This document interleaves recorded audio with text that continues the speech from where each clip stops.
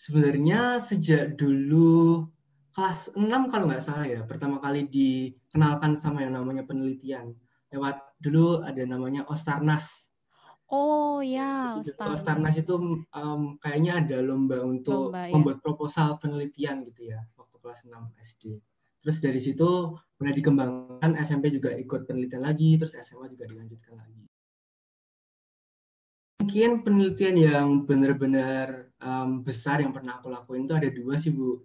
Dulu yang pertama, aku mulai waktu SD sampai SMP itu tongkat untuk membantu penyandang tunanetra. Tunanetra itu artinya orang yang tidak bisa melihat ya. Mm-mm. Jadi tongkatnya itu bisa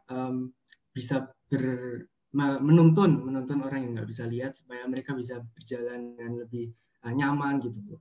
Terus yang kedua itu adalah sarung tangan untuk menerjemahkan bahasa isyarat.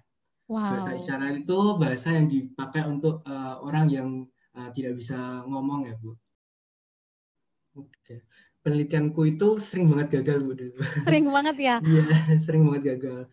Dulu pertama kali waktu SMP kelas 1 kan aku mulai dengan tongkat untuk Mm-mm. menyandang tunanetra. Dan itu nggak menang waktu itu. Tapi aku nggak menyerah di situ, Bu. Terus di tahun selanjutnya, aku buat penelitian yang sarung tangan untuk menerjemahkan bahasa isyarat itu. Tapi Mm-mm. gagal juga. Waktu tingkat kota, itu nggak menang. Waktu tingkat provinsi juga nggak menang. Karena nggak selesai penelitiannya. Susah, karena aku merasa kesusahan, terus nggak selesai penelitiannya akhirnya. Tapi akhirnya menangnya di nasional, juara satu. Terus habis juara Wow. satu itu bisa ke internasional, terus juara satu juga. Jadi intinya itu kita harus berusaha semaksimal mungkin ya. Dan kalau misalnya kita gagal, jangan malah down. Aduh, kok aku nggak bisa? Aduh, kok penelitianku nggak selesai? Aduh, kok gimana? Tapi jangan menyerah, coba terus karena pasti di kesempatan selanjutnya pasti bisa lebih baik. Kalau aku gitu sih, Bu. Karena aku melihat kegagalan atau down itu bukan suatu keterbelakangan ya, tapi kesempatan buat kita untuk belajar dan mengembangkan diri dari kegagalan itu. Jadi kalau misalnya ada kesempatan lagi yang datang, kita belajar untuk tidak melakukan kesalahan yang sama dan kita bisa belajar dari kesalahan itu dan menjadi lebih baik. Jadi setiap kesempatan walaupun itu gagal itu bukan sesuatu yang buruk bagi kita karena buat kita untuk menjadi lebih baik lagi. Kalau misalnya penelitian ya, um, kan penelitian itu kadang butuh waktu yang banyak. Jadi Mm-mm. kadang kita harus mengerjakan penelitian itu uh, membutuhkan waktu yang banyak. Misalnya harus kadang-kadang begadang sampai malam. Terus kadang-kadang kalau misalnya lagi sibuk banget itu nggak bisa main. Terus dulu waktu ke Meksiko juga sampai ketinggalan pelajaran gitu. Tapi kalau sukanya ini banyak banget, Bu. Sukanya, Jadi oke.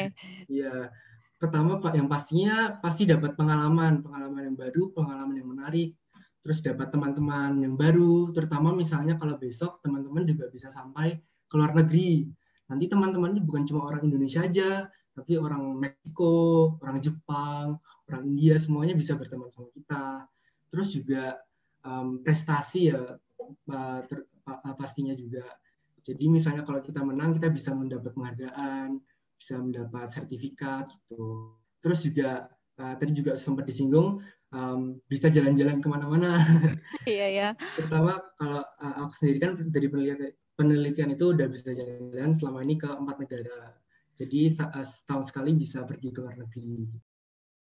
Jadi bahasa Inggris itu saya melihatnya walaupun dia bukan IPA itu adalah sebuah kebutuhan dasar ya, kayak kebutuhan yang beneran penting untuk kita pelajari karena untuk menjadi Oke. masyarakat internasional istilahnya, masyarakat dunia gitu ya, untuk berkomunikasi dengan orang di luar Indonesia. Misalnya kalau saya tadi ke India, ke Qatar, ke Meksiko, ya kan nggak ada yang bisa bahasa Indonesia juga. Dan cara kita untuk berkomunikasi dengan mereka adalah dengan bahasa Inggris ini, karena bahasa Inggris adalah bahasa yang istilahnya universal, semua orang tahu gitu ya, bahasa yang paling umum. Jadi kalau kita bisa bahasa Inggris, kita bisa membuka dunia kita dengan dunia luar juga. Kita bisa berteman dengan orang-orang di luar juga. Kita bisa memahami media-media dari luar juga. Gitu. Jadi kalau dari aku sendiri, bahasa Inggris merupakan kebutuhan dasar yang sangat penting. Tuh.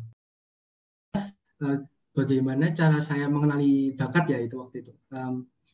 Yang pertama itu jangan takut untuk mencoba hal baru sih Pak, karena waktu itu juga saya coba-coba banyak hal, terutama waktu SD.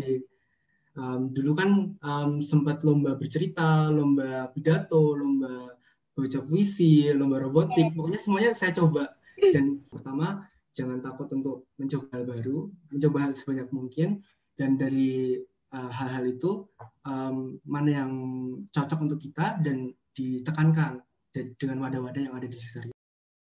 Kalau nilai Terakanita ini sih terutama compassion, karena kalau aku sendiri rasain untuk memulai penelitian atau memulai pembuatan robot itu pertamanya dimulai dari compassion dulu.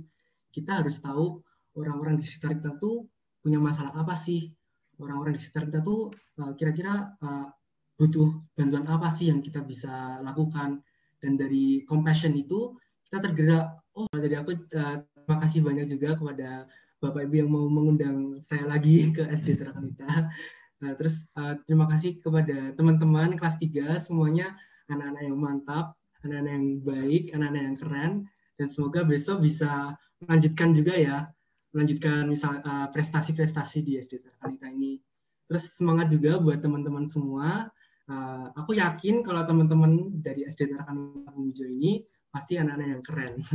Jadi semangat terus, jangan patah semangat, terus pantang menyerah, dan terus berkembang.